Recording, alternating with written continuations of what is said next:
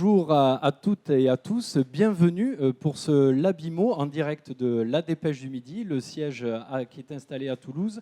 Alors c'est la première édition du Labimo qu'a lancé La Dépêche du Midi l'an dernier et qui a une matérialisation, on va dire, digitale pour une première édition.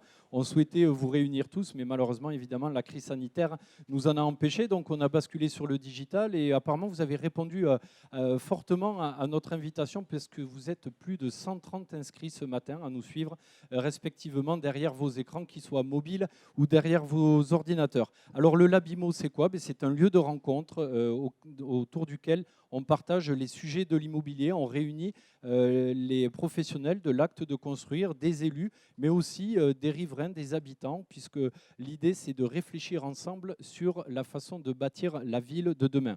Avant de vous présenter les intervenants à cette table ronde, la première du genre, je laisse la parole à Jean-Nicolas Baillet, qui est le directeur général du groupe Dépêche du Midi, qui va dire un mot d'accueil. Merci beaucoup. Il marche. Merci beaucoup, Gilles. Mesdames et messieurs, bonjour. Merci d'être nombreux aujourd'hui pour ce lancement du Labimo. Vous commencez à être habitués à ces nouvelles formules, puisque nous avons lancé des logiques dans l'économie, dans la santé, aujourd'hui dans l'immobilier. On sait que ce sont des questions qui vous interrogent, sur lesquelles vous avez beaucoup de sujets. C'est le moment de participer, c'est le moment d'écouter, c'est le moment aussi d'interagir avec nos titres. Je remercie évidemment l'ensemble des participants et de nos partenaires qui nous accompagnent sur ces sujets-là. J'espère qu'ils vous apporteront toutes les réponses à vos questions. N'hésitez pas à revenir vers nous, même si la période limite cette interactivité, elle est importante pour notre façon de faire. Nous voulons être au rendez-vous et au plus près de vos attentes. Donc n'hésitez pas à vous rapprocher de nous, participez, interagissez, et je l'espère que ce Lab IMO, cette première édition, en verra beaucoup d'autres. Merci à vous et longue vie au Labimo. Merci beaucoup Jean-Nicolas Baillet. Oui, effectivement, vous pourrez à l'issue des échanges poser vos questions. On en a déjà reçu par email ce matin.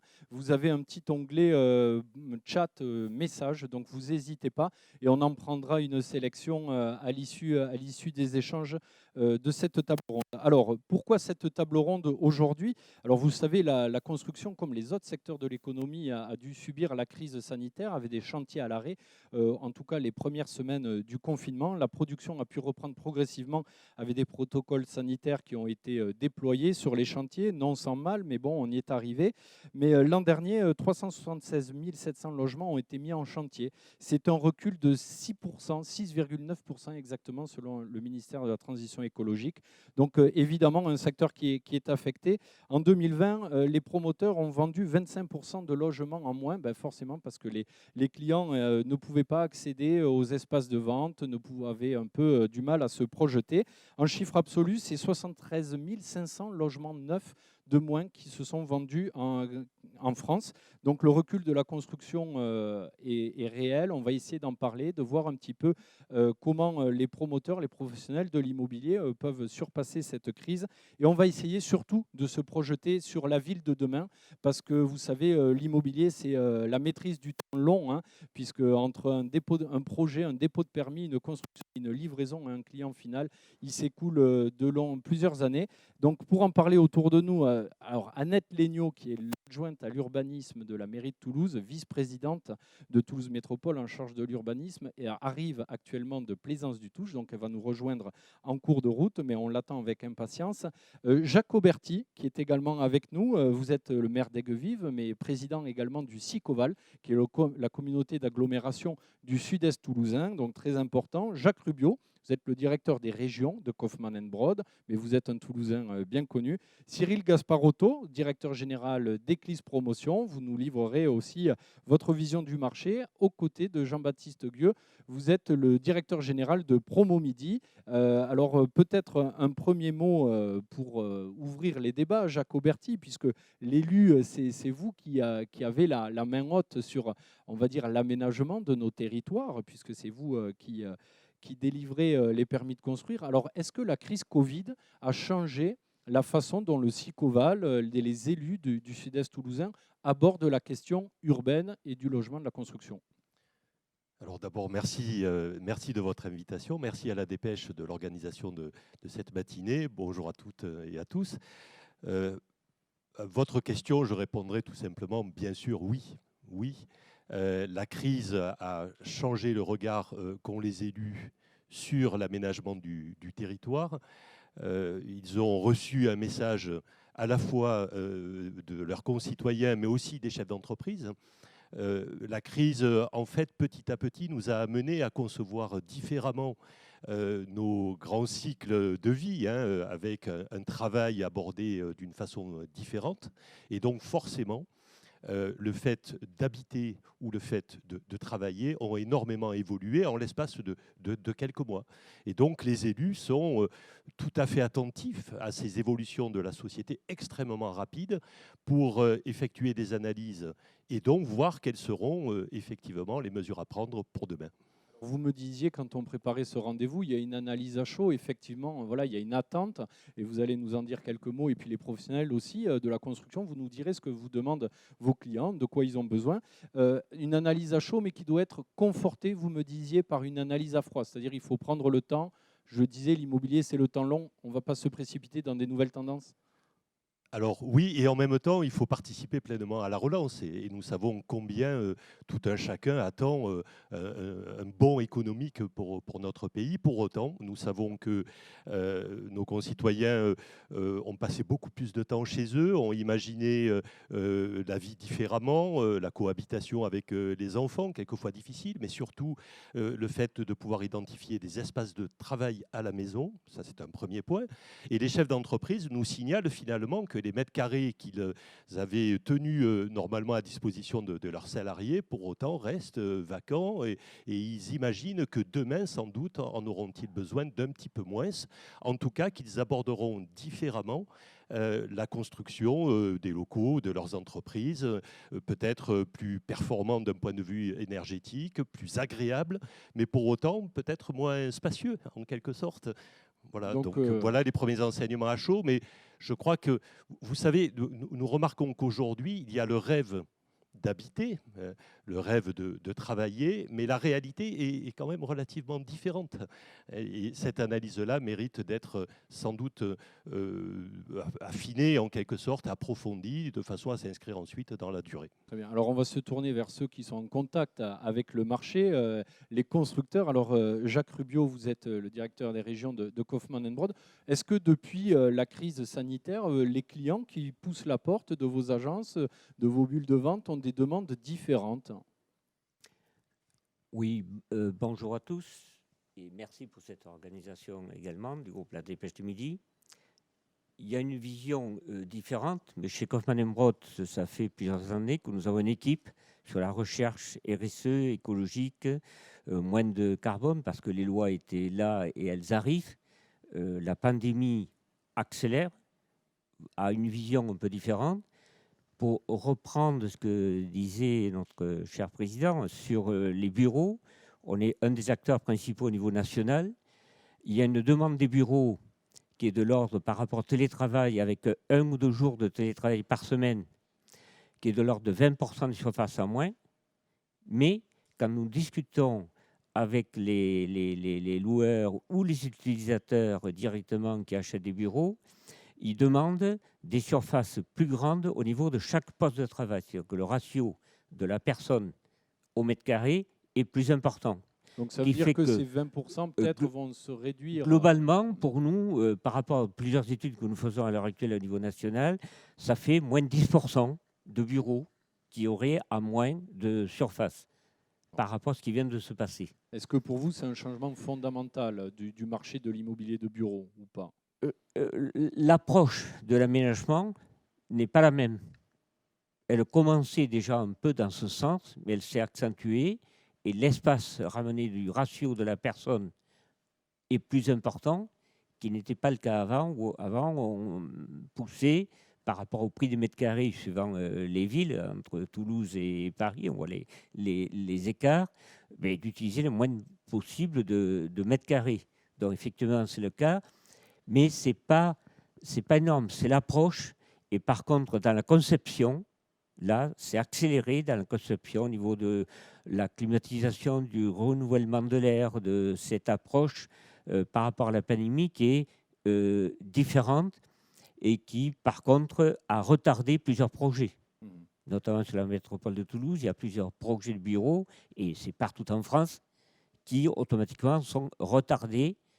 Et les projets qui étaient pratiquement terminés juste fin 2019, mais il faut les revoir dans la composition, dans l'architecture, dans des espaces de terrasses, dans des espaces de jardin qui n'étaient pas vus de la même manière avant.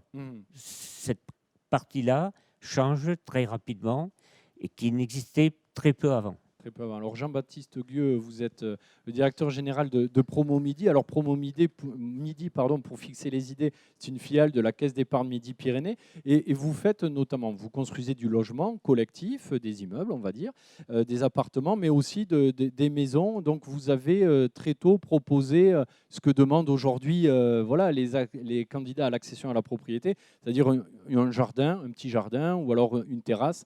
Est-ce qu'aujourd'hui, ce positionnement renforce un petit peu vos positions, justement? Alors d'abord, merci de nous inviter en qualité de témoin à l'occasion de cette table ronde. Vous le disiez vous-même, nous, mais également la profession, les promoteurs ont déjà, et depuis longtemps, mis en avant l'importance des espaces extérieurs, la possibilité d'avoir des logements modulables. De la même façon, le législateur ou le collectif citoyen, en demandant la zéro artificialisation des sols pour 2040, ou le législateur, au travers de la réglementation environnementale pour 2020, en précisant que nous devons être à un niveau zéro émission de carbone en 2050, avait déjà tracé et installé le paysage. Je crois en revanche que la crise sanitaire a été un accélérateur de prise de conscience pour le grand public. Cyril Gasparotto, vous aussi, vous avez constaté un changement de la demande des candidats à l'accession à la propriété? Bonjour, merci pour l'invitation et l'organisation de cette journée à la Dépêche. Mes confrères l'ont dit, je pense que quand même on s'était déjà adapté en amont de cette crise où les demandes étaient là, des clients, que ce soit en termes d'organisation de l'espace à l'intérieur, des espaces extérieurs, des vis-à-vis, avec les existants d'ailleurs périphériques aux espaces d'aménagement et internes aux résidences. Ça, c'était déjà là. Je reviens sur un point que vous avez émis en introduction. Oui, il y a eu une baisse des ventes et c'est un peu lié par rapport aux attentes des clients. Il y a eu une baisse des ventes en 2020. Quand on avait le produit, et nous, dans notre société, on a eu le produit, on a eu la chance que des produits revenaient sur le marché en deuxième semestre, on a rattrapé le retard et on a fait les chiffres. Donc s'il y a une baisse des ventes, je pense que c'est parce qu'il y avait une baisse de l'offre qui était déjà amorcée en 2019 et que si les promoteurs avaient eu du produit, ils auraient vendu. Parce qu'ils se sont adaptés très rapidement, comme beaucoup d'autres professionnels et d'autres secteurs, à la relation client, comme nous sommes en train de faire ici, où on s'adapte, on fait des tables rondes en visio, en ligne, et on vend les logements avec cette méthode-là. Et comme les logements étaient déjà configurés pour ces contraintes liées au confinement, ça fonctionne bien, quoi. Alors Annette Legnaud, bonjour et bienvenue. Vous nous avez rejoint. Donc, vous êtes vice-présidente de Toulouse Métropole en charge de l'urbanisme, adjointe au maire de Toulouse et également en charge de l'urbanisme. Et vous êtes présidente d'Opidea, la société d'aménagement de la métropole de Toulouse. Alors la question que je posais à Jacques Auberti, président du SICOVAL, c'est est-ce que la crise sanitaire a modifié l'approche des élus sur la façon de faire la ville? Est-ce que du coup vous aviez des projets qui étaient en réflexion et vous avez dû changer les réflexions parce que des besoins des citoyens, des demandes, plus d'espaces verts, peut-être moins d'habitats éloignés. Est-ce que cette crise sanitaire a changé votre approche des dossiers? Alors, je ne vais pas dire que... bonjour à tous. Je ne vais pas dire que nous étions très vertueux, mais la qualité d'usage, la qualité de vie comment dire, oui, la qualité d'usage et la qualité de vie étaient au cœur de nos préoccupations depuis bien longtemps quand même, hein. Je pense que ce qui a changé, ce qui a été important dans cette crise sanitaire, c'est pas tant. Bien sûr, c'est de construire la ville, puisqu'il faut rapprocher les habitants des moyens de transport, il faut rapprocher les habitants de la nature. Il y a tout ce que vous avez évoqué qui est présent. Mais il me semble, moi, ce qui m'a plus interpellé, c'est le contexte dans lequel les gens ont vécu pendant une période de confinement. Et je me suis posé la question, est-ce que ces habitants étaient bien chez eux? Parce que est-ce qu'ils ont bien travaillé chez eux? Parce qu'ils devaient à la fois y travailler, à la fois éduquer, à la fois y vivre. Est-ce qu'ils étaient dans des conditions agréables pour eux? Et lorsqu'ils sortaient de la sphère privée, est-ce qu'ils étaient bien dans leur quartier? Parce qu'ils devaient sortir, ils avaient une heure pour se promener, une heure par jour. Donc, il y a une distance pas très éloignée de leur lieu de vie. Et donc, je me suis posé ces questions-là. Donc, alors, à une grande échelle, on y réfléchit depuis longtemps, mais à une échelle moindre, qui est finalement l'échelle du quartier, et là, je me suis réellement posé la question et je me suis dit, il faut une qualité d'usage dans les appartements, dans la sphère privée, des ouvertures.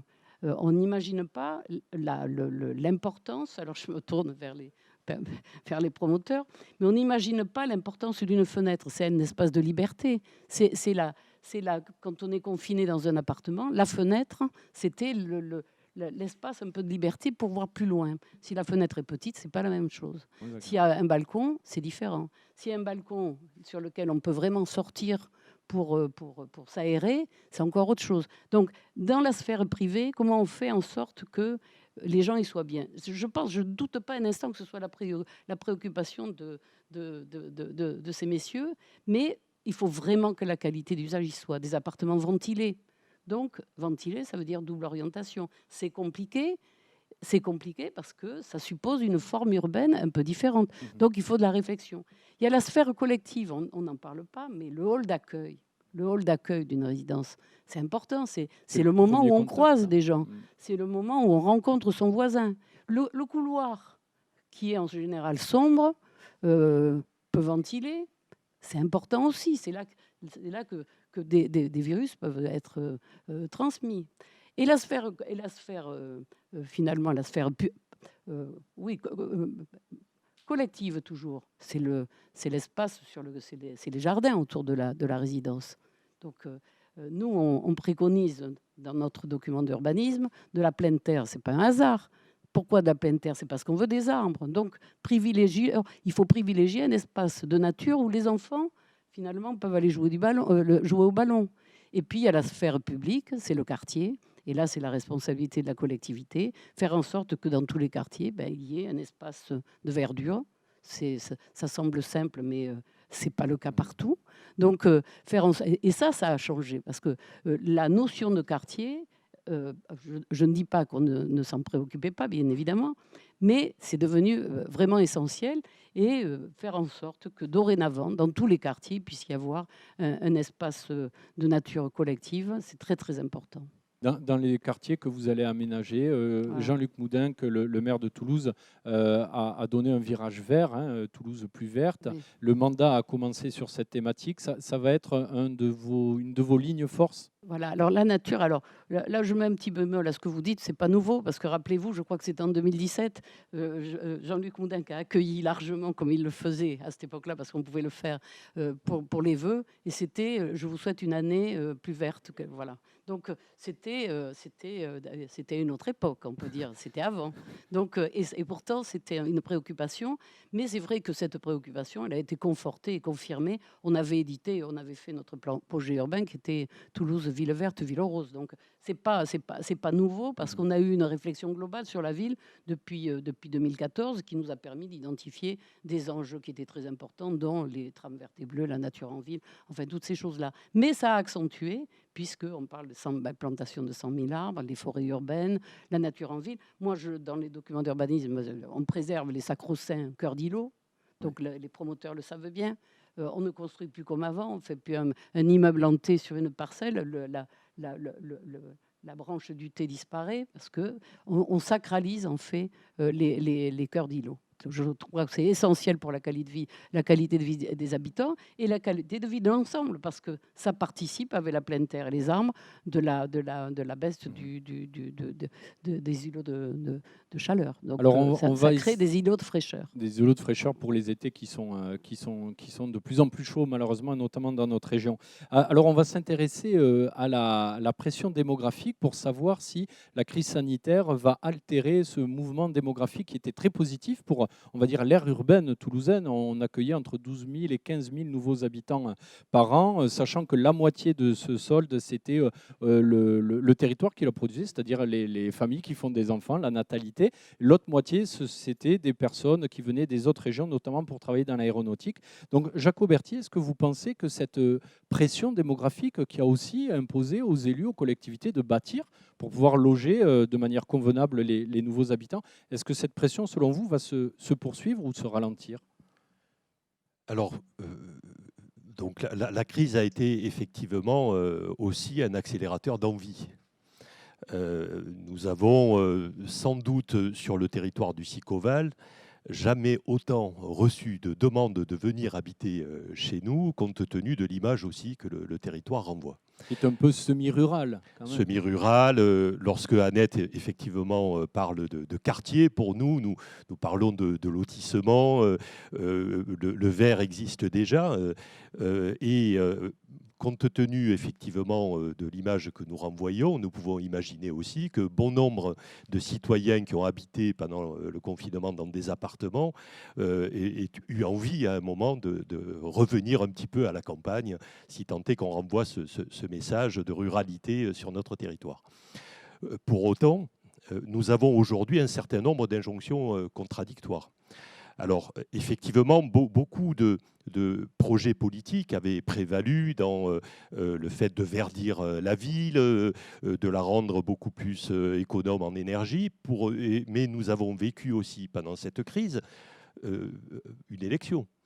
Et donc, les élus se sont vus confortés aussi dans leurs projets pour infléchir la façon avec laquelle ils devaient accueillir les habitants sur les territoires, et le gouvernement lui-même a accéléré aussi les mesures, notamment sur la question de l'artificialisation des sols. Issu de la Convention citoyenne. Voilà, issu de la Convention citoyenne, mais c'était un projet déjà aussi dans les cartons, si je puis dire, qui méritait grande réflexion. Donc nous avons aujourd'hui à la fois cette envie de venir habiter un peu plus à la campagne, mais la nécessité, et tous les élus valident cette nécessité, d'économiser l'espace, de ne pas l'artificialiser en quelque sorte. Et donc nous allons vivre, je pense, une période de tension très forte qui va sans doute se traduire par peut-être des déceptions pour certains, parce que nous ne pourrons plus accueillir autant et de la même façon que par le passé, et puis sans doute une tension sur les prix, je crois qu'il faut le dire. Aujourd'hui, le fait de mettre en œuvre des grands principes écologiques, en tout cas dans le court et le moyen terme, fait que le fait d'habiter ou le fait de travailler, le fait aussi pour l'entreprise d'imaginer qu'il peut y avoir des locaux pour le télétravail proche du domicile, mais aussi des locaux pour l'accueil au niveau du siège, par exemple, d'une entreprise, va sans doute générer des charges supplémentaires, qui plus est avec de l'habitat de qualité et de nouvelles formes urbaines. Et donc, cela est un vrai défi pour nous. Sans doute continuer à accueillir dans un bassin d'emploi qui est extrêmement dynamique, autant être clair, même si nous allons subir une forme de dépression liée à la crise sur l'aéronautique, mais nous saurons rebondir et accompagner l'innovation. Voilà. Mais il y aura très certainement de vraies tensions sur la construction, par le fait même qu'il sera beaucoup plus coûteux à un moment d'acquérir sans doute du foncier et de construire des bâtiments de qualité. Et à des prix abordables. Jacques Rubio, Jacques Auberti parlait d'injonctions contradictoires. On a besoin d'accueillir de nouveaux habitants, mais on demande, la loi va imposer la limitation, l'artificialisation des sols. Comment on peut joindre les deux bouts de la chaîne dans ce contexte ? C'est une très bonne question. Contradictoire dans notre métier, il y en a beaucoup. Ça, on est habitué. Mais effectivement, le point important de ce qui vient d'être dit, moi je vois sur la métropole de Toulouse, qu'on parle en particulier de la métropole de Toulouse au sens large du terme, de l'aire urbaine, je dirais. Pour nous, Kaufmann & Broad, sur 3 opérations, sur 35 hectares de terre, Tournefeuille, Aix-Camille, 20 hectares, imperméables à 98%, avec 100 000 m² de bâtiments construits, bitume et béton. Les garages Pozzo Citroën, avenue des États-Unis, qui au total font près de 8 hectares, imperméables. Le centre-ville Saint-Jory, près de 4 hectares, imperméables. Donc tout cet ensemble-là, c'est là où je pense, dans ces secteurs-là, de la nouvelle urbanisation qui était déjà prévue avant la pandémie, mais avec ce qui se passe, devrait être accéléré ces secteurs-là, vu que dans ces projets, ce type de projet, sur 35 hectares, il va en avoir au moins la moitié qui va devenir de la pleine terre. En fait, en mutant la destination de ces îlots, on va dire, Oui, vous rendez la terre à la terre, en fait. Ce qu'on appelle les friches industrielles. Et nous avons une équipe, nous avons une filiale aménagement territoire qui s'occupe de ça pour réaménager le secteur. On le fait dans plusieurs villes en France, comme à Reims, par exemple, un secteur très important également. Et je pense que là, c'est des nouveaux quartiers qui vont naître au sein de l'urbanisation actuelle, mais les nouveaux quartiers tels qu'il faut les voir maintenant et pour demain, on n'y fait pas que du logement, on n'y fait pas que du bureau, avec une diversité de produits en termes de locaux d'activité, de commerce, de bureaux, de résidences seniors par exemple, et tout un ensemble. Et non pas comme dans le temps où on disait là on va faire du social, là on va faire du logement libre, là on va faire du bureau, où tous, on a connu ça dans le temps. Donc ça c'est la nouvelle urbanisation qu'on discute déjà depuis plusieurs années avec les élus, et qui va s'accélérer, et tout ce que nous connaissons aujourd'hui là va logiquement promouvoir ce type de projet. Alors pour loger ces néo-Toulousains, ou en tout cas ces Toulousains qui ont besoin d'habiter, Jean-Baptiste Gueux, vous me livriez une réflexion, c'est s'appuyer sur des faubourgs en bordure immédiate, comme vous preniez comme exemple Malepère ou Palefica, qui permettent des offres, enfin des assiettes foncières un peu plus généreuses qu'on va dire dans l'hypercentre, évidemment. Est-ce que c'est ces nouvelles centralités qu'il faut prioriser, on va dire, pour créer de l'offre nouvelle, puisque Cyril Gasparotto parlait d'un problème d'offre tout à l'heure? Oui, il me semble que les Français, à l'occasion du confinement, ont pu s'apercevoir avec leurs pieds ce que ça voulait dire 1 kilomètre. 1 kilomètre de mon boulanger, 1 kilomètre de mon travail, 1 kilomètre de l'école de mes enfants. Et donc, cette notion du kilomètre, comme la notion du quart d'heure en vélo, va probablement amener nos concitoyens, nos élus, nous-mêmes opérateurs, à réfléchir à un rapport non plus à la centralité, mais à décentralité éclatée. On va réinventer finalement, comme le disait tout à l'heure Annette Léniaud, on va réinventer le quartier. Et je crois que ce sont, vous m'arrêtez si je dis une sottise, Madame Léniaud, mais je crois que ce sont les enjeux effectivement du travail qui est mené par Opidea sur Malepère ou sur Palefica. Très bien. À Annette Léniaud, il y a une autre zone d'aménagement concerté qui est importante, qui va vous occuper sur ce mandat, c'est Palefica. Palefica, c'est au nord de Toulouse, c'est 122 hectares, et vous voulez en faire un peu un laboratoire de l'éco-quartier modèle. Est-ce que du coup le Covid va modifier l'approche qu'Opidea, que vous présidez, qui est la société d'aménagement de la métropole, est-ce que cette approche va être modifiée à la faveur du Covid, ou justement vous allez continuer parce que vous étiez sur la bonne voie? Alors, je vais revenir juste un mot sur Malepère, parce que je trouve que Malepère, ça confirme ce que disait monsieur Rubio également. Ce qui est vertueux, c'est de reconstruire la ville sur elle-même. Voilà. Donc, c'est le cas de Soukamil, c'est le cas de Malepère, où il y a... Malepère, c'est un faubourg, hein, puisque d'ailleurs, on l'appelle faubourg Malepère. C'est un caractère faubourien, où il y avait un mélange d'un peu d'agriculture, d'habitat, qui existe toujours. Et notre projet, c'est de conforter ce faubourg en y apportant toutes les aménités d'un faubourg, c'est-à-dire une place de villa, enfin une place, du commerce, des services, des équipements publics, enfin tout ce qui constitue une vie de quartier. Donc, et je trouve que cette démarche est vertueuse. Palefika, c'est un petit peu différent. Palefika, pour moi, comment dire, c'est un sujet qui est plus compliqué, Palefika, actuellement, aujourd'hui. Hein. Aujourd'hui. Palefika, ça ne doit pas devenir le quartier nouveau, dense. Enfin, je sais pas. Moi, j'ai l'image de certaines opérations d'urbanisme, peut-être un peu passées, où on densifie parce qu'on a du foncier de façon vertueuse. Hein, parce que dans les axes, c'est relativement facile d'avoir un cahier des charges qui impose de la qualité d'usage. Pour moi, on construit bien en ZAC. On construit bien parce qu'on a les outils qui permettent de bien faire en ZAC. Dans le diffus, c'est beaucoup plus compliqué parce que le prix du foncier est parfois trop cher. Mais en ZAC, c'est encadré. On a des urbanistes, on a des architectes, on peut travailler, on travaille en atelier. C'est plus facile et ça peut être un laboratoire de ce que l'on fait bien.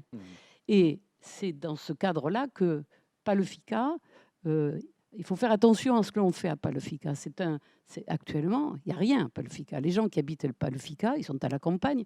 Ils sont totalement à la campagne. Hein. Il y a des chemins de campagne. Il n'y a pas eu de construction, ou très peu, parce qu'on a bloqué la construction puisqu'il y avait des projets, de manière à ne pas anticiper sur un projet global. Justement, la nature est tellement présente que c'est la nature qui domine à Palefika. Donc je ne sais pas comment il faut faire, mais il faut se débrouiller pour que ce soit, comment dire, parce qu'il faut densifier malgré tout un peu. Voilà, on a amené un équipement structurant des plus importants, qui est le BUN, qui s'arrête un peu plus loin, mais qui est un boulevard urbain. Il va y avoir un collège. Donc il y a des équipements lourds. Il y aura un transport dédié sur le BUN. Donc il y a la station de métro qui est de l'autre côté de la Rocade.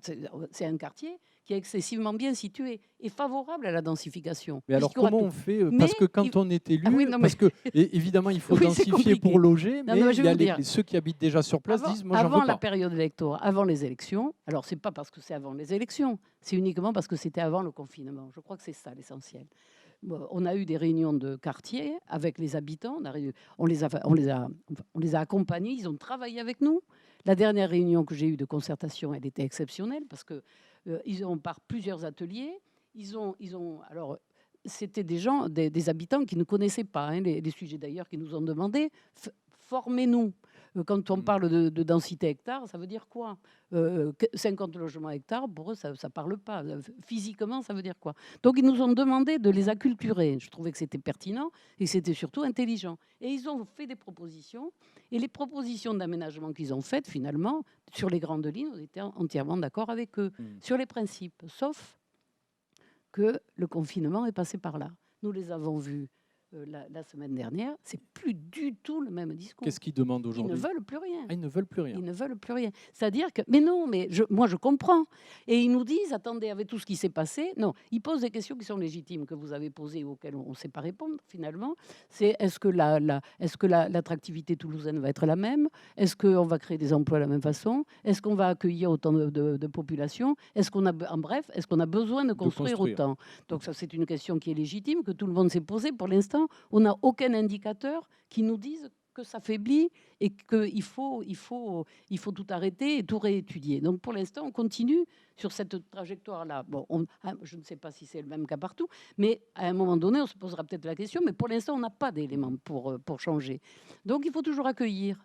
Mais pour ces habitants, donc ils se posent cette question, elle est légitime. Mais il se pose une autre question qui dit est-ce que c'est bien utile la crise, qui est un accélérateur, la crise de toutes les attentes, finalement, est-ce qu'elle n'a pas dit qu'il fallait plus construire en ville et qu'il fallait construire à la campagne pour que les gens y soient mieux? On ne travaillait plus comme avant. Les gens travaillent chez eux. Est-ce que c'est nécessaire de construire des immeubles de bureaux? Donc ils s'interrogent et comme... la majorité des gens ne veulent pas grand-chose à côté autour de chez eux. Il faut bien le reconnaître. C'est compliqué d'imaginer que le quartier va muter complètement. Et ben, ils disent, écoutez, moratoire, on ne fait plus rien. Oui. Donc c'est ça leur discours actuel. Et moi, je ne suis pas dans ce discours-là. Moi, j'ai une responsabilité. Donc il faut construire, il faut accueillir. On a fait des équipements, il faut à un moment donné mettre les habitants à proximité des équipements. Donc il faut un peu de densité. Mais alors c'est pour ça que c'est une quadrature du cercle, parce que c'est compliqué. Comment faire que la nature soit toujours présente, parce qu'elle est importante, et que voilà, on s'intègre dans la nature. C'est plus la nature qui va accompagner un projet de développement, c'est l'inverse. Pour moi, c'est la nature qui prédomine, et comment on va construire dans la nature pour faire en sorte que ça se passe bien. Maintenant, je n'ai pas la réponse. Bon, on va essayer interroger. Je ne cesse de dire ça au PIDEA. Je dis, vous le faites comme vous voulez, vous le tournez dans tous les sens, mais voilà ce qu'il faut. C'est ce que je ressens là, parce que ce projet Palufica me paraît important. Et puis alors, il faut bien reconnaître que c'est un projet d'extension urbaine. C'est un nouveau morceau de ville. Et oui, c'est un projet d'extension urbaine. Donc, quand je disais que le vertueux, c'était la recomposition de la ville sur elle-même, ça, c'est de l'extension urbaine. Ouais. Il faut être très attentif. C'est de l'extension urbaine dans un contexte de nature, malgré tout. Alors, Cyril Gasparotto, on parle de la difficulté de densifier, parce qu'il y a un problème d'acceptabilité, on va dire, sociale, des gens qui habitent déjà sur place, qui voient sortir de terre des nouveaux immeubles. Est-ce que vous, promoteurs, vous rencontrez ces difficultés? Vous avez lancé un programme, enfin, vous allez lancer à Cornebarieux un programme en terre crue. Est-ce que ça aussi, ça participe du changement de l'image de la construction? Ça le rend plus friendly, plus amical, pour parler un bon français, auprès des habitants du quartier? Alors, avant de répondre sur ce point, je veux juste rebondir sur ce qui a été dit.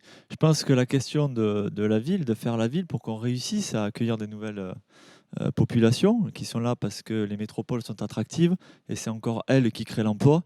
Et donc, il faut bien répondre à du logement qui va avec cet emploi. Sinon, on ne fait pas de concurrence des métropoles et on ne fait pas venir l'emploi chez nous. On le laisse aller ailleurs. Pour autant, par exemple, dernièrement, quand l'OTAN décide d'implanter un site ici, eh bien, tout le monde s'en satisfait, et les élus en premier, et toute la population. Donc, il faut accepter que ces emplois qui font la force des métropoles génèrent derrière de la construction. Je pense que le gros enjeu, sur ce qui a été dit, notamment sur la première partie par Madame Legnaud, mais pour faire ville, eh bien, il faut qu'il y ait une cohésion sociale. Il faut que les gens acceptent de vivre ensemble. Et si on peut faire le lien avec Palufica, je pense que moi, derrière ce que vous dites, je ressens une peur, et c'est la peur qu'on ressent systématiquement quand on a une autorisation d'urbanisme et qu'on est confronté aux riverains. C'est la peur de l'autre. C'est la peur parce qu'on a du mal à vivre ensemble. Ça ramène à des questions de sécurité qui sont élémentaires dans la ville. Ça ramène à tout ça. Et je pense que l'enjeu, c'est de créer des espaces de cohésion sociale, que la mixité sociale fonctionne. Il y a une question de dosage aussi sur la mixité sociale, une question de dosage sur la forme urbaine, qui fait que les gens qui étaient là avant, ceux qui arrivent, les néo-habitants puissent vivre ensemble. Ça, c'est un enjeu. Effectivement, les maîtres d'ouvrage ont des responsabilités là-dessus. On parlait de hall, je pense qu'on peut imaginer que c'est un détail, mais ce n'est pas un détail, c'est élémentaire dans la construction, des espaces de rencontre comme ça au sein de la résidence. Nous, on y pense beaucoup, on y réfléchit beaucoup, ça passe aussi par l'extérieur. Et là, on parlait de nature, je pense que la nature, c'est un point d'appui pour cette cohésion sociale. Donc il ne faut pas hésiter, il faut y aller. Surtout qu'on a du mal à trouver aujourd'hui des symboles, des valeurs qui regroupent toutes les populations. S'il y en est une qui regroupe tout le monde, ben c'est l'envie de nature. Et c'est cette contradiction qu'on peut trouver des fois dans les désirs d'habiter au sein de la nature. On veut aller en ville, mais on veut de la nature. On veut pas d'étalement urbain. Pourtant, c'est là qu'il y a la nature. Enfin, il y a toutes ces contradictions. La nature, c'est vraiment un point d'appui totalement partagé par toutes les couches sociales. Alors, sur la façon de construire, effectivement, il y a un enjeu derrière cette notion de nature, il y a un enjeu environnemental, écologique. Moi, si j'ai quelque chose à dire là-dessus, et je le dis d'autant plus tranquillement, qu'on a livré, pas lancé, on a livré en Occitanie la première résidence plus C-. On est précurseur sur beaucoup de labels. On est précurseur sur la terre crue, où on fait de la terre crue, où on a aidé à financer des machines localement pour qu'on puisse bâtir en façade, etc. On est pour ces expérimentations parce qu'il y a une injonction de demande de construire du réutilisable, du biosourcé. Je pense néanmoins, alors effectivement, ça permet, ça répond à une attente des clients certains ont envie de ça, pas tous, il ne faut pas croire. Il y en a, ils sont plus sur des choses élémentaires. On parlait du prix, je ne l'ai pas parlé en première partie de ma question. Question élémentaire, c'est le prix. Les gens, ils veulent un logement abordable. Et c'est clair que quand on crée de la tension sur l'offre, on ne favorisait pas cette attente-là, hein, parce que les prix augmentent. Hein. C'est évident. Mais bon, effectivement, cette démarche, elle fait mieux accepter les projets. C'est le cas de Monge, où on est satisfait d'intégrer cette façon de construire. Néanmoins, depuis les élections et pendant la phase électorale, je dis qu'il y a un risque quand même, et je le dis encore une fois d'autant plus tranquillement qu'on va vers ça, c'est qu'on tombe, il y a une espèce d'hystérie dans le débat, où on tombe un petit peu dans le dogmatisme et dans le systématisme, où on va chercher un label, quelque chose pour rassurer. Mais je pense que des fois, c'est pas cohérent et ça fonctionne pas. Déjà parce que en matière d'ingénierie, on n'est pas prêt. Aujourd'hui, on nous demande de faire des calculs avec des logiciels qui ne sont pas prêts à encaisser des manières de construire. Donc, c'est faussé. C'est le cas, je le sais, sur la terre crue, par exemple.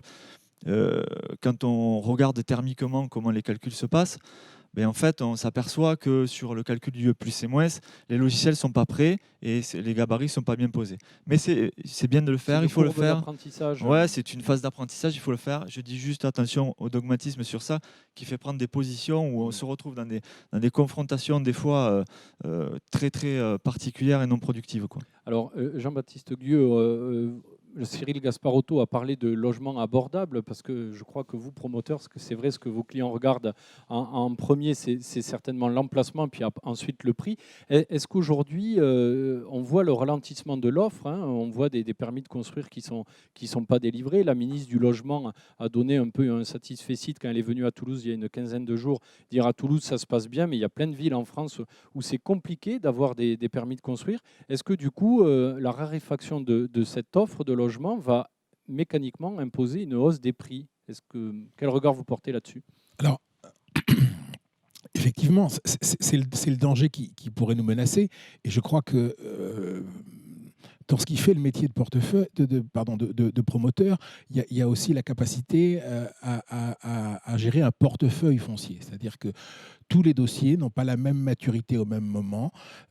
Toutes les communes n'ont pas les mêmes contraintes de calendrier. Certes, la crise s'est imposée à tous, mais pour autant, et dès lors qu'on accepte de gérer un portefeuille foncier avec une diversité de sites, avec une diversité d'implantation selon les 4 points cardinaux de notre métropole, selon qu'on accepte de faire à la fois du collectif, de la maison et du terrain à bâtir, puisque nous sommes, vous le rappeliez tout à l'heure, nous sommes également aménageurs. On parvient malgré tout, et y compris dans cette période difficile, à essayer d'avoir une production à peu près linéaire. Je ne dis pas que c'est simple, je ne dis pas que ça ne demande pas un peu d'équilibrisme, que ça ne demande pas de développer différemment nos portefeuilles de développement foncier et donc de remodifier certains profils de poste. Bref, que ça ne nous oblige pas à réécrire des scénarios, mais pour autant,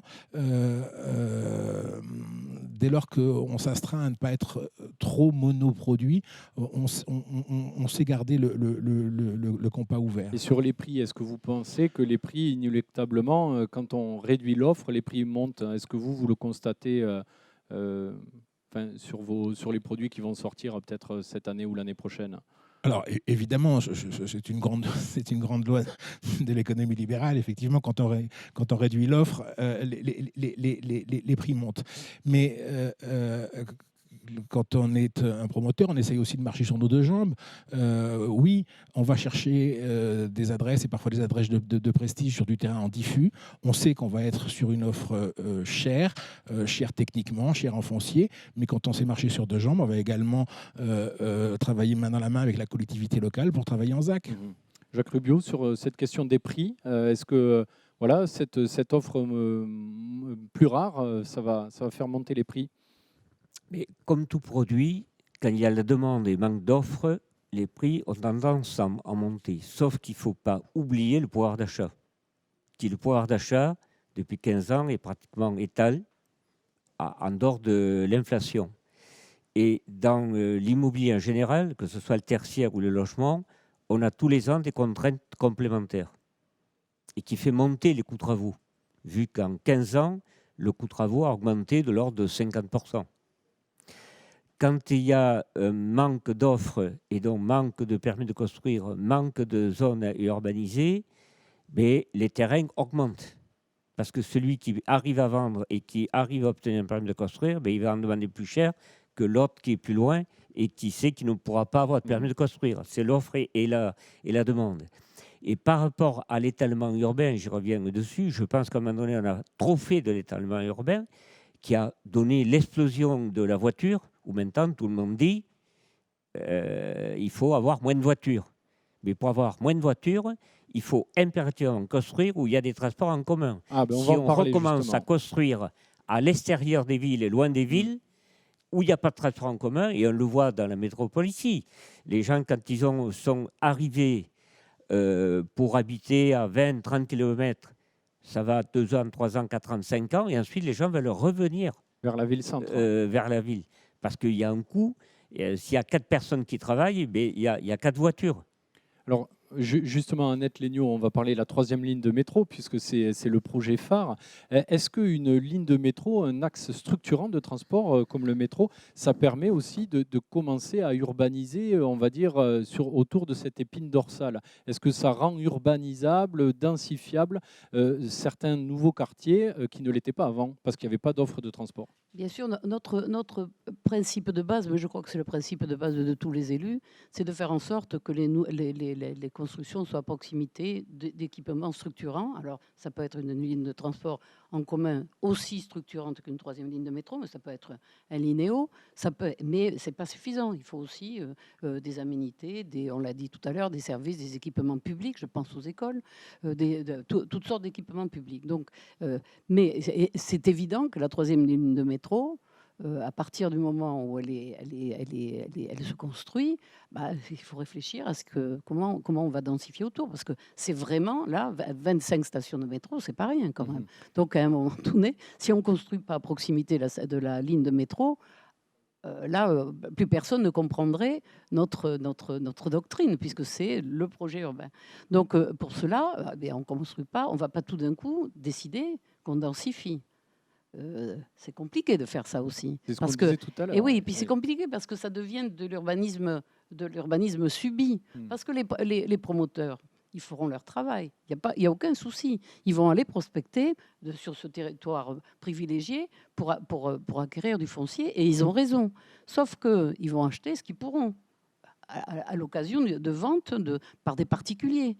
Et donc, comment on gère cette...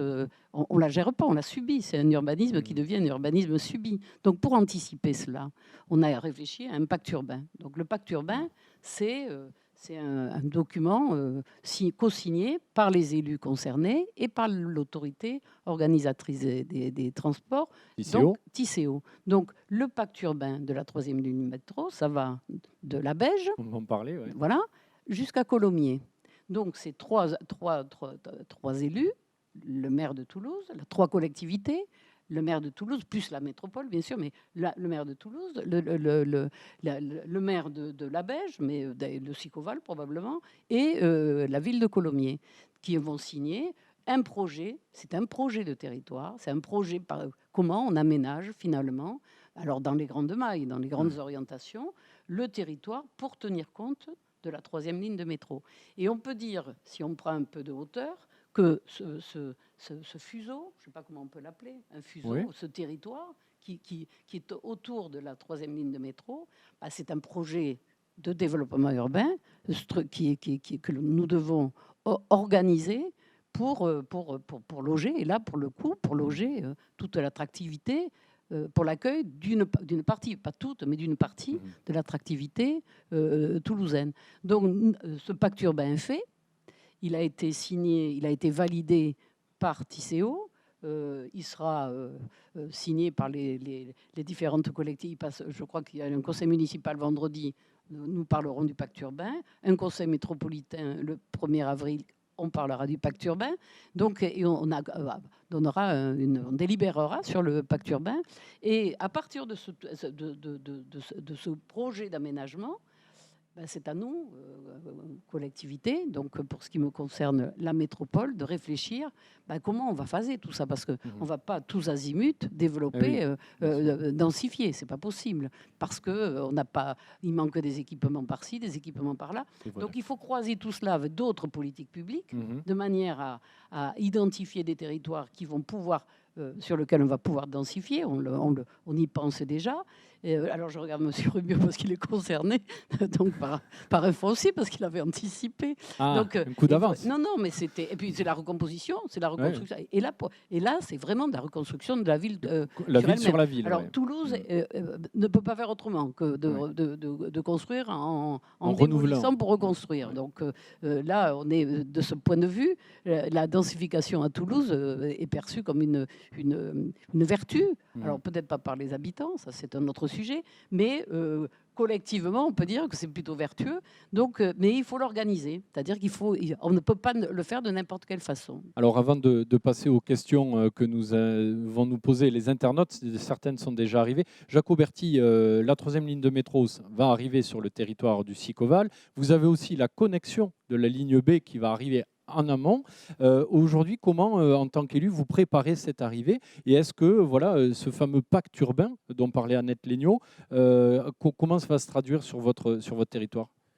Alors le pacte urbain sur lequel nous avons travaillé, bien évidemment au sein de Tisséo, puisque le Sicoval participe pleinement à Tisséo, mais au sein aussi de la grande agglomération toulousaine, est un héritage finalement pour le Sicoval de la cohérence entre 3 éléments: se déplacer, se loger, travailler, que nous avions déjà abordé dans le cadre du prolongement de la ligne B du métro et que nous retrouvons au travers de la connexion ligne B jusqu'à Carrefour, en gros jusqu'à l'INPT. Ce pacte urbain, il est très important. Pourquoi ?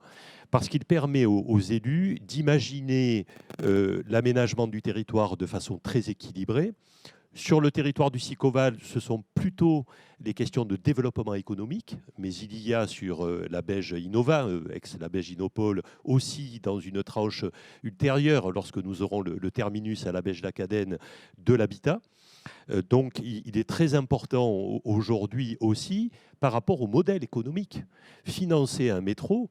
C'est financer sans doute un moyen de transport le plus performant, mais c'est aussi aller rechercher à un moment les marges de manœuvre financières pour les collectivités. Vous savez qu'aujourd'hui, nous n'avons plus la taxe d'habitation, nous travaillons sur le foncier bâti en termes de taxes. Et donc, c'est imaginer au travers de l'aménagement du territoire les recettes que nous aurons demain pour financer le métro qui lui-même favorisera cet aménagement. Donc nous sommes dans un cercle vertueux, mais il faut absolument réussir à faire en sorte qu'une telle infrastructure puisse correspondre au modèle économique que nous avons tracé. Pour le territoire du Sicoval, cela va bien sûr booster le développement. Nous aurons 3 stations, ce qui est assez unique en matière de zones d'aménagement concerté, de zones d'activité. Et pour autant, nous sommes aussi très attentifs à l'arrivée du prolongement de la ligne B, qui sera finalement un petit peu la tête de pont dans un court terme, 2026. Un avant-goût, je pense que tout le monde appréciera fort, même s'il nous faut travailler sur tous les autres moyens de transport. À cet égard, je pense que le bus, mais aussi faciliter les déplacements individuels, quitte à construire des parkings, de façon à permettre à tout un chacun, d'où ils viennent, de pouvoir effectivement accéder facilement à ces zones-là. Très bien. Alors, on va passer aux questions-réponses. Donc, vous n'hésitez pas, vous qui nous regardez, si vous avez des questions, des interrogations suite aux échanges que nous avons eus pendant cette heure, vous les posez et puis on les relaiera. Alors, on en a reçu quelques-unes par avance. Je vous la lis. Elle est de Jean-Christophe Arguillère.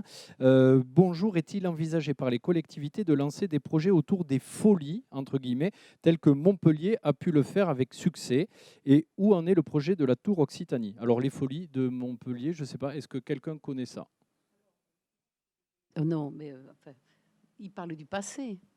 Du passé, oui. Les projets, oui, autour des folies. Ah oui, alors les projets, les folies de Montpellier, c'est. Alors je ne sais pas, il y en a eu quelques-unes à Toulouse. Les folies de Montpellier, c'était moi, j'en connais une, c'est un magnifique château 18e. Hein.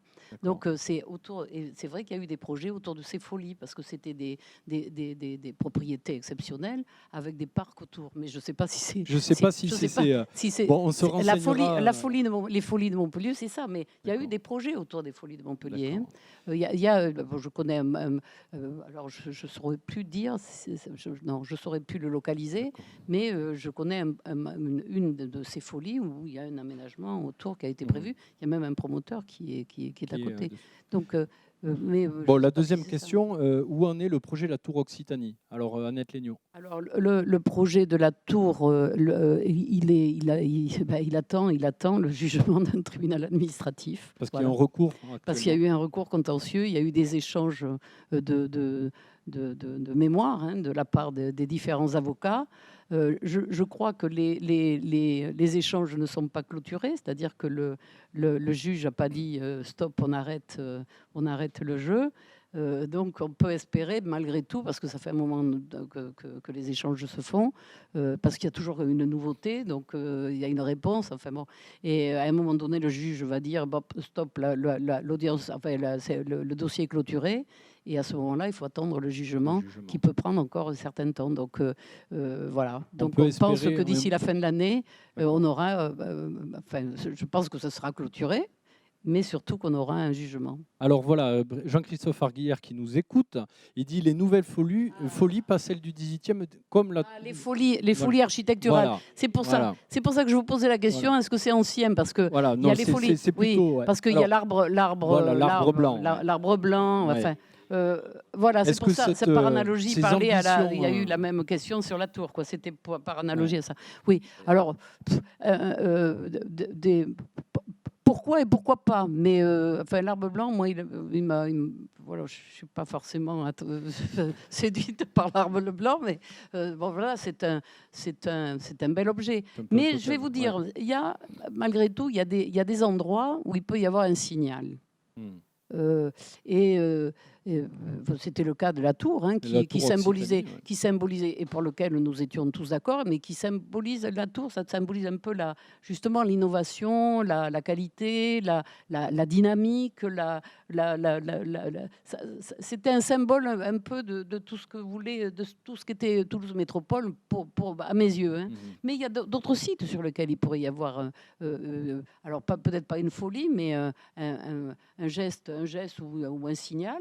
Donc, nous en avons un sur la cartoucherie, sur la Montaudran, puisqu'il y a un projet qui est mis en session, qui est un projet assez important, fenêtre sur piste, que l'on verra, alors qu'il ne sera pas aussi haut qu'il ne sera pas de la nature de la tour, bien sûr, mais qui peut être un signal.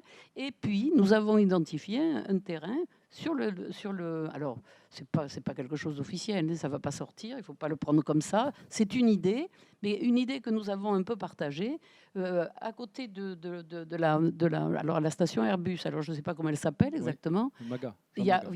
Non, plutôt côté avant Colomiers, à la limite des deux. Et il y a un foncier qui est important. Je crois que même Tisséo a dû l'évoquer. Il y a un foncier à proximité de la station qui est important. Et là, un signal serait pas mal parce que on est dans un territoire qui est un territoire de tertiaire, donc il y a pas de, ça peut nuire à personne, donc c'est important. Donc ça peut être accepté plus facilement. Et ça peut être accepté, et puis ça peut être, c'est une entrée, ça peut symboliser justement la dynamique de la métropole dans son, parce qu'on est juste à une arrivée sur un terrain qui s'y prêterait, donc peut-être là un signal. Si un opérateur Je me retourne. À des idées. À des idées, parce Ouais. que c'est voilà, Jacques Rubio, sur les folies, mais pourquoi vous pas, voilà. vouliez dire un Voilà. mot? Sur les folies, Montpellier, nous avons une agence à Montpellier. Nous, on est dans les premiers opérateurs sur le secteur de Languedoc-Roussillon. Donc, l'Arbre Blanc, c'est un signal, un immeuble.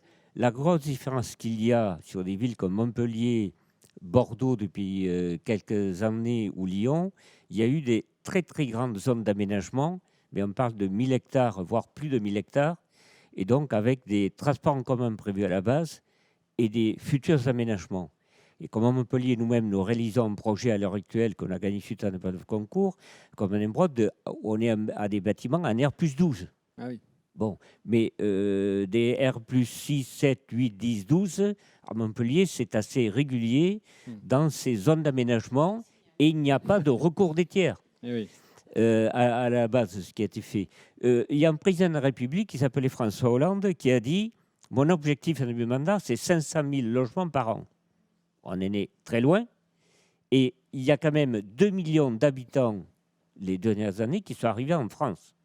Donc, il va bien falloir les loger. Madame, messieurs les élus, les loger à quelque part, quoi.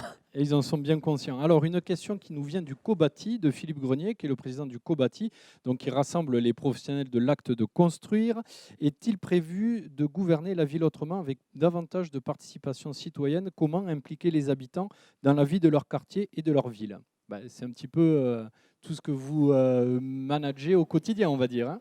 Peut-être Jaco Berti. Alors la question, évidemment, lorsqu'elle est abordée localement, est absolument pertinente. On y travaille, on fait en sorte, et Annette le disait, qu'au niveau d'un quartier, au niveau d'un segment de la ville, le citoyen puisse, donc à un moment, moyennant évidemment un accompagnement et peut-être de l'information, voire de la formation, s'impliquer pleinement dans le projet. Là où c'est beaucoup plus compliqué, c'est lorsqu'on travaille, par exemple, sur la grande agglomération toulousaine. Là, il faudrait arriver sans doute à des moyens comme des conférences citoyennes, pourquoi pas, des moyens aussi avec nos conseils de développement qui donc possèdent déjà une certaine connaissance de ce qu'est le métier de l'élu, entre guillemets, c'est-à-dire le fait d'y passer énormément de temps. Ce sont quelquefois plusieurs réunions par semaine. Le fait de pouvoir s'attacher de la technicité pour pouvoir effectivement intégrer tous les paramètres. Annette Léniaud, cette concertation, de toute façon, c'est devenu la règle depuis Oui, déjà longtemps. oui. Hein. Alors, elle se fait de façon institutionnelle, réglementaire, parce que celle-là, bien sûr, mais elle se fait au quotidien. Hein. Un permis de construire, il y a de la concertation. Parce qu'un permis de construire, à un moment donné, on explique au promoteur si le projet, bon, d'abord, on fait en sorte qu'il soit cohérent dans un ensemble. Déjà, c'est un énorme travail parce que la collectivité passe beaucoup de temps pour définir ce qui conviendrait ou ce qui ne conviendrait pas. Mais au-delà de ça, il faut le présenter à des comités de quartier, des associations de quartier qui ne sont pas d'accord, forcément, parce que c'est un projet nouveau. Et la nouveauté fait peur. Donc, il y a forcément une réticence sur un projet. Enfin, les promoteurs ne sont pas toujours bien perçus, puisqu'ils en font trop. Donc, mais c'est vrai que souvent, il y a des fois, ils font un peu trop. Donc, on discute avec eux. Mais à un moment donné, il faut accepter les projets. On doit construire. Donc, il faut l'acceptation des projets. Donc, c'est un énorme travail avec des riverains, avec des associations, pour essayer de faire accepter le principe de leur faire partager nos inquiétudes du départ aussi et leur faire partager notre acceptation d'un projet. Pourquoi finalement ce projet, on le trouve bien dans cette pertinent de cette façon-là, en densité. Mais c'est un gros travail, hein, vraiment. Hein, et ça prend un temps, une énergie. Baptiste Gueux, vous voulez réagir ? Réagir, en tout cas compléter. C'est-à-dire que quand la collectivité fait l'effort, comme on vient d'en parler, en termes d'investissement, de temps, d'infrastructure, de créer une 3e ligne de métro et des stations associées, cet investissement, il va bénéficier aux gens qui habitent déjà là. Mais il n'y a pas de raison qu'il ne bénéficie pas aussi à des gens qui aimeraient habiter là. Et c'est donc cette ville qu'il faut partager.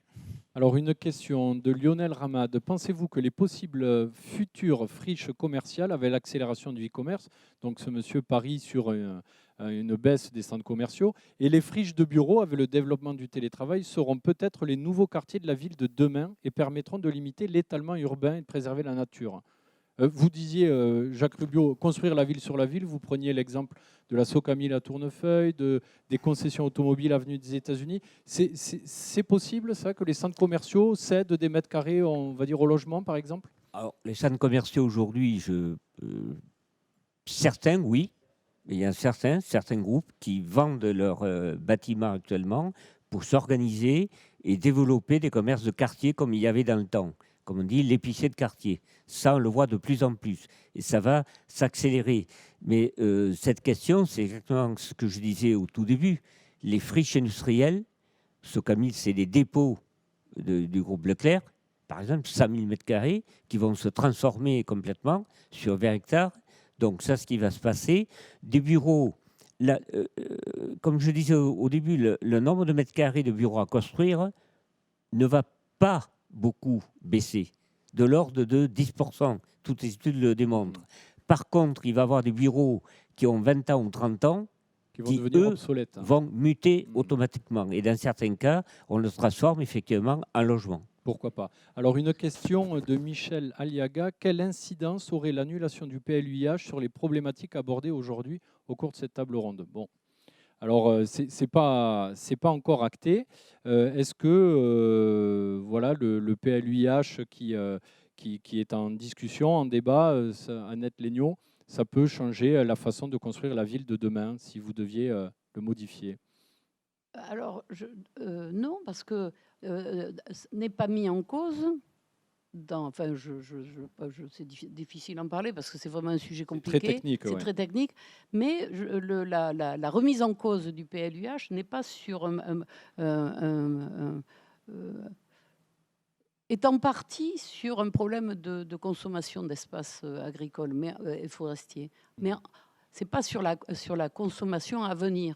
C'est sur un calcul, c'est tout bête, hein, c'est sur le calcul de la consommation passée. Voilà. Donc voilà. Donc et qui s'est calé sur le SCOT. Enfin bon, peu importe. Mais mais c'est un point. C'est pas quelque chose qui remet en cause notre conception du document. Voilà. Et très honnêtement, par contre, les conséquences sont importantes quand même, hein, parce que une annulation, c'est pas rien. Ça veut dire que le document n'existe plus quand même. Oui. Hein. Donc on revient au statu quo ante. Et ce qui est toute la vertu qu'on a mis dans le document du PLUIH, parce que la nature en ville, les trames vertes et bleues, la préservation des zones agricoles, parce qu'on a restitué, il faut le savoir, on a restitué dans le PLUIH, pour le PLUIH, on a restitué 650 hectares de zones ouvertes à l'urbanisation, qui sont maintenant en zone agricole. Donc, on a été vertueux. Ça veut dire que si c'est annulé, il y a 650 hectares d'extension urbaine qui seront possibles. Mais c'est fou, parce que c'est vraiment l'inverse de ce qu'on cherche. Donc c'est pour ça que l'annulation va pas remettre, est grave et va nous faire revenir un petit peu en arrière par rapport à ça. Mais elle a des conséquences, malgré tout, l'annulation. Mais je pense, croisons les doigts, qu'il y aura un sursaut de bon sens. Parce qu'on a fourni les éléments, mais en retard, mais on a fourni les éléments. Alors, peut-être la dernière question, avant de rendre l'antenne, presque, on va dire. Alors, peut-être là, tout le monde peut répondre. Est-ce qu'il ne faudrait, alors c'est Stéphanie Rosin de Colomiers, est-ce qu'il ne faudrait pas une 4e ligne de métro le long de laquelle on pourrait construire de nouveaux logements pour limiter l'étalement urbain? Alors, est-ce que 3 lignes, 4 lignes, est-ce qu'à terme, peut-être Cyril Gasparotto, qu'est-ce que vous en pensez? Sur cette 4e ligne, mais forcément, plus il y en a, mieux c'est pour la fluidification des mobilités. Après, il y a toutes les questions de financement, etc. Je pense que pour pallier à ça aussi, c'est quelque chose qu'on n'a pas abordé ici. Je rappelle, le thème, c'est faire la ville. Et j'aimerais bien avoir un retour des élus sur ce point, qui n'est pas souvent débattu, c'est les relations avec les villes moyennes. Et notamment en Occitanie, où il y a des villes moyennes qui sont en attente, elles. d'habitants nouveaux et de construction. Et il y a déjà des infrastructures pour relier Toulouse, le Grand Toulouse, on va dire, et les villes moyennes. Nous, on travaille sur les villes moyennes, on les connaît bien en Occitanie. Il y a de la demande, il y a de l'attente, on sait vendre les logements, on est bien accueillis au sens où c'est proactif côté. Un meilleur équilibre entre la métropole et les villes moyennes, on va dire à demi-heure, 3 quarts d'heure de exactement, route. où là, il n'y a pas besoin de 4e ligne de métro, je veux dire, avec un TER qui fonctionne bien, Annette ça marche Legnaud, aussi bien. ce dialogue avec les villes moyennes? Il existe dans le cadre du dialogue métropolitain. Il existe une association, l'association du dialogue métropolitain, qui permet qui est présidée par le Jean-Luc Moudin, qui permet justement ce dialogue avec les villes qui sont à 1 heure, je crois. Donc il y a, on va jusqu'à Cahors quand même. Oui. Carcassonne en fait partie. Donc ce sont des communes extérieures d'autres communes extérieures des villes extérieures à la région. Donc on y travaille et on essaie de partager, d'avoir des projets communs. Mais partager l'accueil de population, pourquoi pas, mais il faut partager les emplois. Et déplacer les emplois, ça se décrète pas. Il faut un employeur qui a envie d'aller s'y positionner. Enfin, et si les employeurs veulent rester sur Toulouse, mettre la population dans les villes moyennes, c'est favoriser encore plus d'échanges. Je suis totalement d'accord. C'est compliqué aussi. Donc c'est un sujet dont on parle depuis... Combien depuis 2006, 2007, en 2007 déjà, 2006, nous en parlions. Et à l'époque, je me souviens, nous parlions, il fallait faire en sorte que l'attractivité toulousaine, vous y étiez, enfin peut-être pas vous, mais le Sico-Valley était, l'attractivité toulousaine devrait profiter aux villes moyennes qui étaient en train qui étaient en perte de vitesse à ce moment-là. Et on avait imaginé, on avait vu cette perte de vitesse confirmée à Auch, confirmée un petit peu partout. Et actuellement, c'est plus le cas. Ces villes moyennes, elles ne perdent pas des habitants, elles gagnent des habitants. Par contre, c'est vrai qu'elles en auraient encore davantage si elles accueillaient de l'emploi. Donc, on essaie de jouer les complémentarités avec ces villes. Mais l'emploi, ça ne se décrète pas. C'est l'employeur qui décide. Jacques Auberti, là-dessus ? Depuis plus d'une dizaine d'années, la métropole toulousaine, la grande agglomération toulousaine, donc a une vision de cette relation aux villes moyennes. Cette vision a énormément évolué par la question du télétravail. Mais là, on ne parle pas de desserrement économique. Donc il faut aussi parler de desserrement économique, c'est-à-dire quelles sont les entreprises qui peuvent éventuellement migrer vers des territoires plus éloignés, voire au niveau des villes moyennes. Ça, c'est un premier point. Et puis, pour en revenir finalement à ce qui concerne les élus, vous avez aujourd'hui la région qui prend plus d'importance en matière d'aménagement du territoire au travers d'un schéma d'aménagement régional. Et la région donc a pour vocation justement à faire en sorte que toutes ces villes moyennes puissent continuer à exister pleinement avec un équilibre, là aussi, entre le fait de se loger et le fait d'y travailler. Et à cet égard, je rappelle qu'au mois de juin, les projets que nous présenterons, les différentes listes à la région, sont extrêmement marquants et il conviendra de bien regarder cet aspect-là. Et vous avez tout à fait raison. En matière d'aménagement du territoire, la façon de considérer les villes moyennes n'est pas la même selon que l'on organise ou pas le desserrement économique. Très bien. L'avenir, on va dire, urbain et immobilier se jouera aussi aux élections régionales. Ça sera peut-être l'occasion de mobiliser les électeurs. N'hésitez pas, évidemment, il faut aller voter au mois de juin prochain. Merci beaucoup à tous nos intervenants d'avoir pris le temps de venir débattre de la ville de demain. On a listé de nombreux sujets, mais que le Labimo pourra revenir travailler de manière régulière parce que vous êtes dans un secteur qui évolue très vite. On voit, la ville change très vite. Merci beaucoup. Merci à nos partenaires également. Merci à vous qui nous avez suivis à distance. Vous étiez plus de 130 inscrits. Donc, on est ravis de ce premier succès. Vous pourrez regarder l'émission en replay. On mettra tout ça sur notre site internet dépêche.fr. Et vous pouvez relire également le compte-rendu de ces échanges dans l'édition de jeudi, la Dépêche du Midi, dans la page immobilier, dans l'édition Haute-Garonne. Merci encore. Bonne journée et à bientôt.